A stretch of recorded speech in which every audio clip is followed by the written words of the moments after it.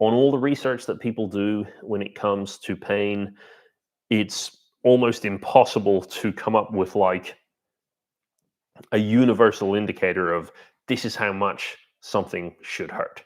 You might get asked this, by your doctor or your physio if you're going for checkups in pain. They have their own reasons why they need to, ask for this on a scale. But one of the things that 99% of the time now they're not doing is diagnosing you based on the severity of your pain, because what we've now started to realize is that pain actually is really hard to categorize. The same stimulus to multiple different people is likely going to feel very, very different to everybody. Similar to, like, we don't know, do people see colors the exact same, or do people perceive the world in the exact same way? Same thing goes with pain. We can't actually predict how painful somebody's going to describe any kind of stimulus. The way that people develop is going to influence it. Your genetic predisposition to pain is going to be one part. The injuries and experiences from your childhood through to your adult life is going to influence it.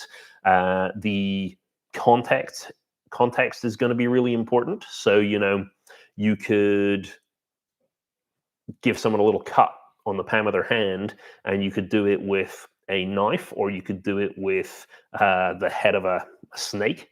And depending on their relationship to knives or snakes, that might cause the exact same amount of damage to really massively affect their reaction to it. The stress side of things and the worry side of things we've already talked about with emotions, but all kind of pain is going to affect people differently. And so it's really, really hard to diagnose somebody's issue, condition, complaint, whatever's going on, by just asking, well, what kind of pain is it? How much pain are you in? There's a little bit we can do in terms of, if we know if something sounds more like nerve pain, then maybe that might tell us something than if it sounds like receptor pain or visceral pain.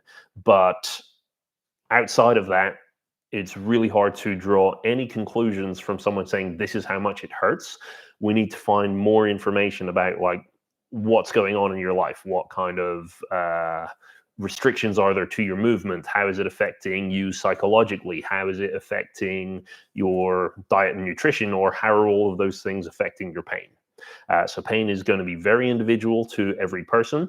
When you see any healthcare practitioner that says, well, it's just this, it shouldn't hurt this much, that is now very outdated way of thinking. And you should probably go look for a second opinion on that.